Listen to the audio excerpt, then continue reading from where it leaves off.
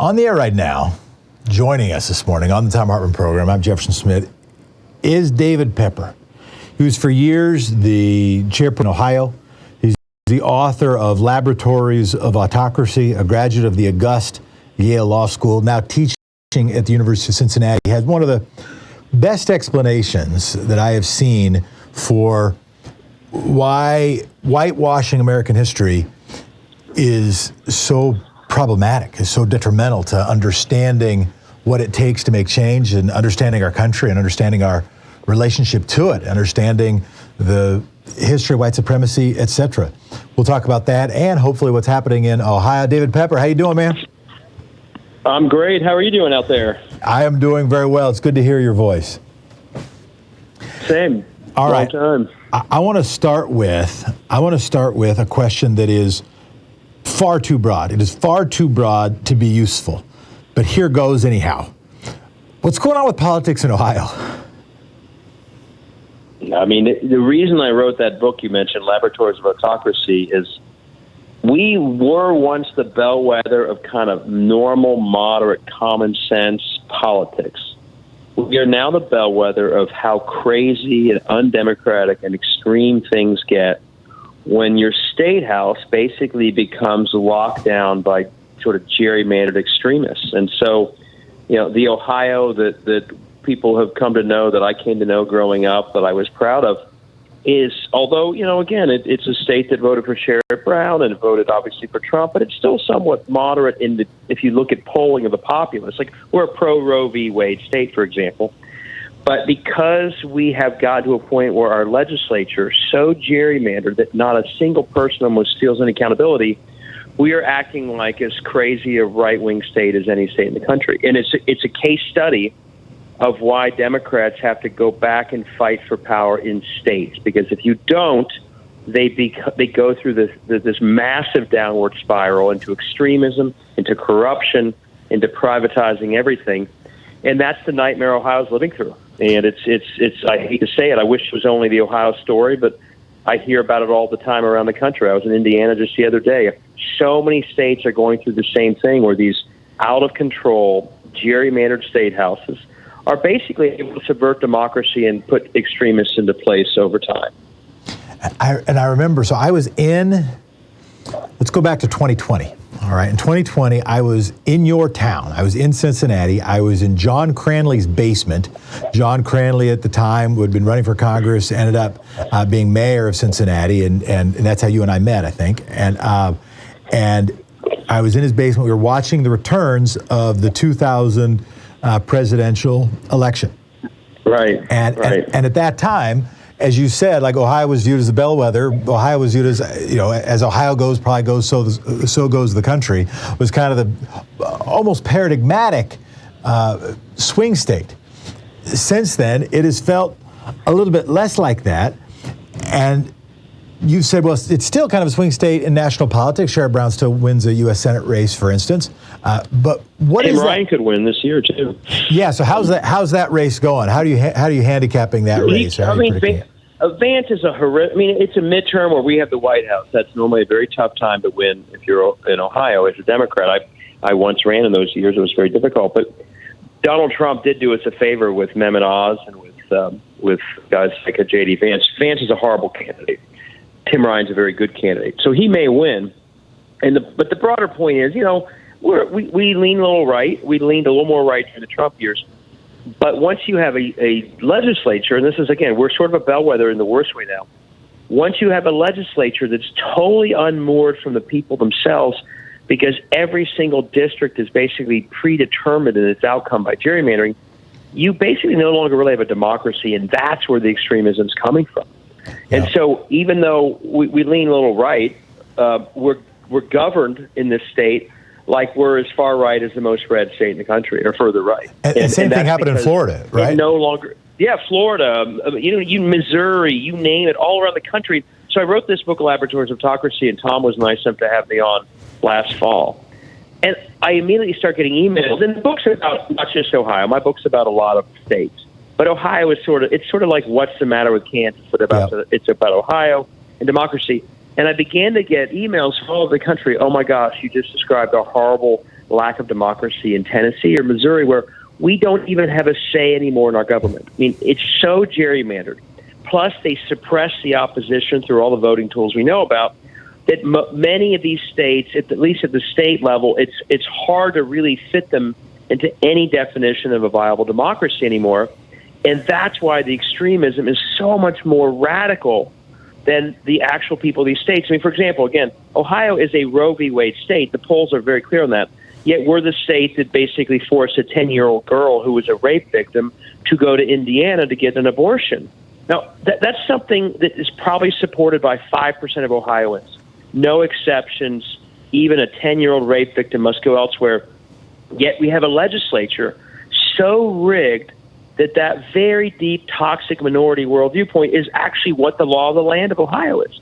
And that's what I'm hearing from all these states. And I don't just write the book to complain about, although we could complain all day. I write it to say, until people care about democracy, and Democrats in particular, make the decision they're going to start fighting for democracy in all states, including in more red areas, we're going to keep seeing the extremists win. And I brought us back to the year 2000 because, not just because I happen to be in Cincinnati, but I do think of that as a time, right, sort of a critical inflection point when I assume, and I wasn't watching legislative races closely enough then, but where I assume there were gains made by Republicans in the Ohio legislature, and then I assume that was really, I mean, it's not long after the Project Red State was really cooking, or not long before maybe, yeah, and where you really started seeing the line drawing, the gerrymandering in states that voted barely Republican, correct, let's say in 2000, but they used those gains like somebody getting a genie's lamp to wish for more wishes, and what they wished for was not having to have close elections in the legislature anymore, and then using those legislative wins to then try to change the voting rules to continue to move in direction. That's kind of how I've seen it. What have you seen? What have been, you gave one powerful example. What are other examples of how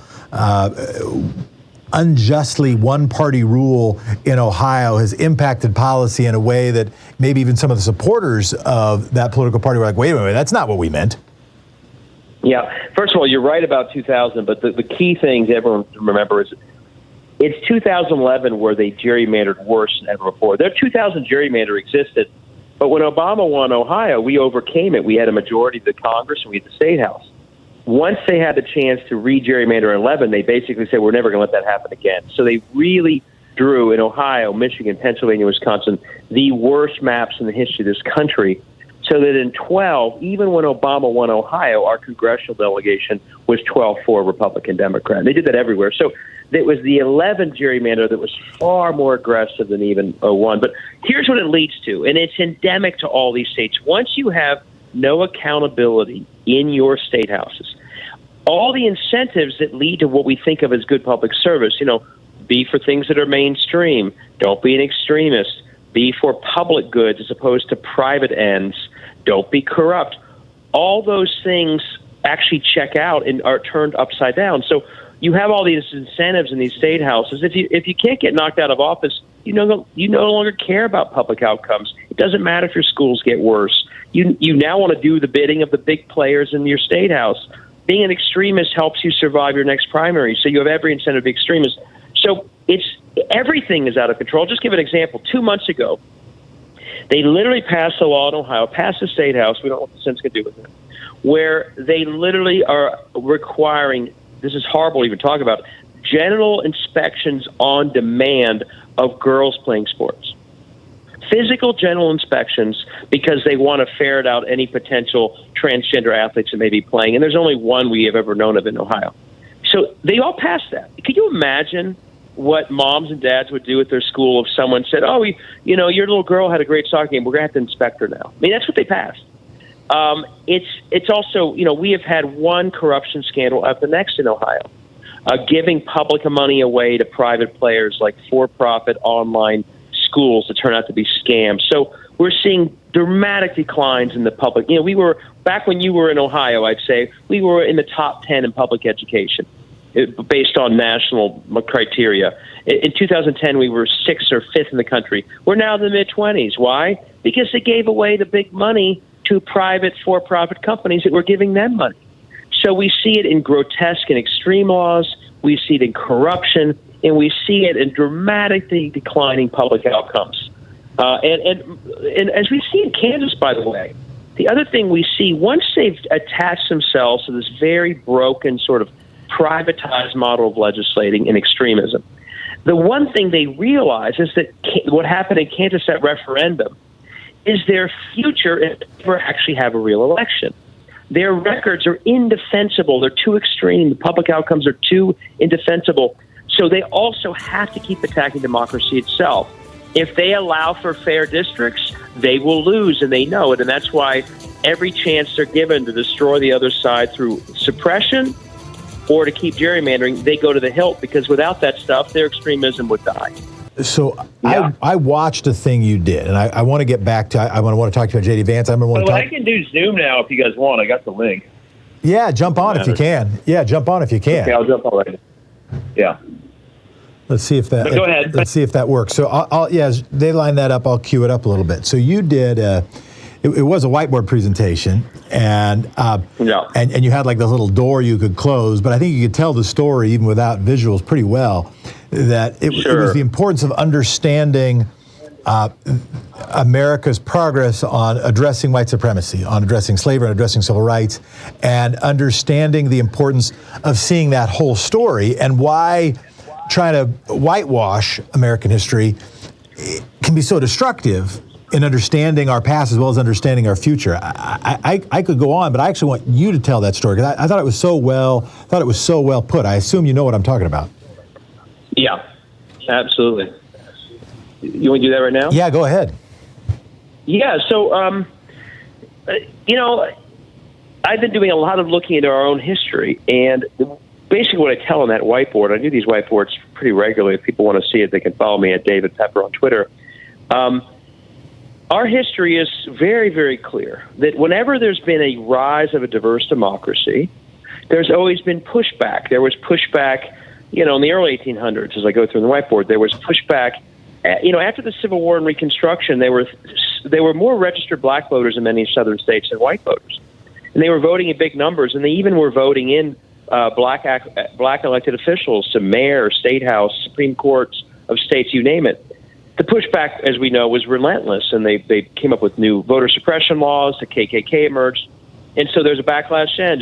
There was like a backlash to the Voting Rights Act through the Southern strategy.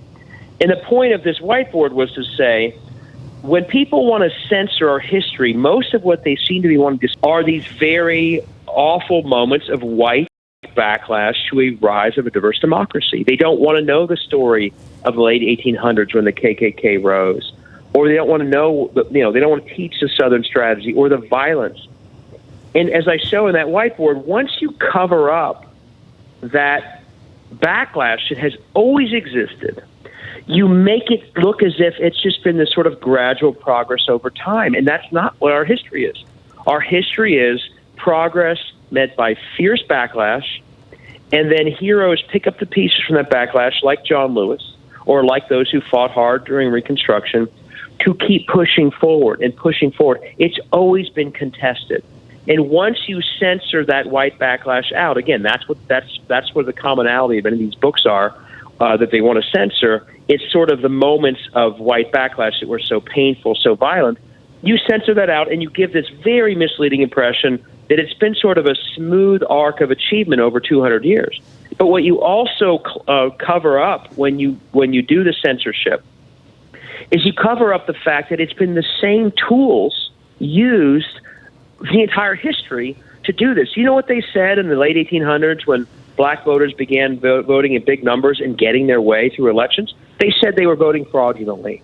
It was some big nonsense of voter fraud that justified all those laws. And it's the same as we hear today. No, and I appreciate it. So we're seeing the same pattern. On there, we've got David Pepper, who was for years the head of the Democratic Party in Ohio, wrote the book Laboratories of Autocracy. He's been tracking what happens when a largely swing state is then subject to significant gerrymandering. Why I say both, because the dude's name was Elbridge Gerry, but almost everybody else says gerrymandering, but I remain a little bit of a weirdo. And then starts getting one-party control of the legislature and uses that one-party control of the legislature to ratchet down access to democracy generally, so that their power isn't infringed upon, there isn't threatened. And then what happens in terms of policy when that happens, what happens in terms of corruption when that happens, and the right-wing extremism that can result. And that's what we've been talking about with David. And David, one of the things I wanted to ask you about, do you know J.D. Vance? You went to the same law school, right? I just wonder if you... No, I do not know him. He was a number of years behind me. I know a few people who overlap with him, and it's apparently he has a lot of very, very disappointed friends who thought of him differently at the time of law school, and even when he wrote that book, than they do now. I mean, it's pretty obvious he's scary in how much he's changed from back then. And is there, what's the reality on the ground? What do you think his odds of winning or losing are? You mentioned him as a weak candidate. What makes him a weak candidate in Ohio? Yeah. He's basically, it's not quite the Amendment Oz story. The guys are from New Jersey, but he has no footprint here. I mean, this is like he would have lost the primary if it hadn't been for that late Trump endorsement in a crowded and unimpressive field. But he has no footprint here. He has no presence here. He really hasn't been here. And he also has lurched so far to the right that I think he's scaring moderates. Apparently, I've heard secondhand that Tim Ryan's way up with independents. So if he wins, it's going to be because he's carried through at a midterm, in a midterm that Republicans generally do well in. But the fact that Mitch McConnell is having to pull money out of other states to spend $28 million in Ohio, it shows you that they know he's doing terribly. They're trying to bail him out. That also probably means that Fetterman just won because they're not going to be able to put money in states like that. So if he's carried through, it'll be because outside forces. And the only other reason he's done well here was he's got this billionaire Peter Thiel that's putting all the money in. It's a very strange kind of AstroTurf type campaign versus Tim Ryan, who is he's actually like the J.D. Vance from back in the day. He's the guy who grew up in a tough single family household in Youngstown, has always fought for his community. So he's the authentic one. He didn't go out and write a book about it. He didn't go to out of state for this or that. He's been fighting for Ohio, so he's the more authentic running against his sort of AstroTurf celebrity candidate that Trump seems to like, but that voters kind of don't appreciate when they parachute into a state and try and grab a Senate seat. So it turns out Vance is also apparently a terrible fundraiser. He has no base here. So he was the guy running for Congress in the district you mentioned in Cincinnati, a friend of mine. He's got more cash on hand than J.D. Vance. Wow. Because Vance is just not very good at this. Yeah. So I think it's a toss-up. We'll see what happens in the coming months. But Vance is someone who said on the record that he thinks women should stay in violent marriages. He said he doesn't care what happens in Ukraine. He's saying just absurdly terrible things that are, again, Ohio may lean a little red, but the things he's saying are way out of step with where Ohioans are. You answered one of the questions I was going to ask, but I wanted to amplify a thing you said, because I do want to be able to get nerdy on this show. We have a really smart audience and an audience that likes to get in the weeds a little bit, including on the strategic weeds. And you said something that's pretty important. So I remember when the legislature, when the House flipped in Oregon, and one of the dynamics that happened was that the Republican House Speaker at the time, had to put $1 million into her own race to preserve her own race. And she won. And so the person who lost that race, well, they lost. But people ended up doing a party for the guys because you don't understand that $1 million, translate that to the $28 million, put nationally in the U.S. Senate race. That $1 million wasn't then spent on what should have been the more hotly contested races around the state and contributed into the flip of control, that actually the resource game is a meaningful part of the game. And they've got an advantage if they got somebody like Peter Thiel dumping in a bunch of money. How much is that guy putting in? It's dark money, right? So it's kind of hard to know. But is there anybody who's done the research on it? He put $10 million plus into the primary. Again, Vance was a terrible primary candidate. His opponents were bad too. But the Trump endorsement and the Thiel money is the only reason Vance won. But that meant Vance had none of his own campaign strength. So he's going to have to get bailed out again. My guess is that Thiel would put about that same amount in But Mitch McConnell putting in $28 million, I mean, that's a big number. So That's Tim is way up on Vance. But that's a lot of money, even for a state as big as Ohio. That'll Tim Ryan's got to get ready to face some real oncoming. It's going to be a tough hit, I'm sure. The same nonsense they're throwing at Democrats. But Tim's also, my guess is right now Tim has built a small lead, and hopefully there are groups that are helping him as well as his own, what he's raised himself. Helpful. Before we go, before they take us to commercial, and before you've got to go, if you had one thing, could be three things if you can do it in 45 seconds, but it's one thing to try to impact a pro-democracy movement in a state like Ohio, and you pointed out it's not just Ohio. What would be your tip? What do we got to do to recover democracy in these states? So in the short term, I mean, in the long term, we just have to we got to go where their battle is. Their battle is for control of state houses that once rigged control everything else, including democracy, including the Electoral College. Democrats need to start putting some of the money they put in the sexy races into a baseline of support for state house candidates all over this country, including Ohio. But number two, there are other offices that also affect democracy. In Ohio, this November, it's 3 Ohio Supreme Court seats. If we win them, we control the court. We can stand up to this little autocratic regime in the state house. It's also things like secretaries of state. So it's all about digging deeper and going where the battle is, which is in states themselves. David Pepper, thanks for your work. Thanks for your words today. I'm fired up. Appreciate it, man.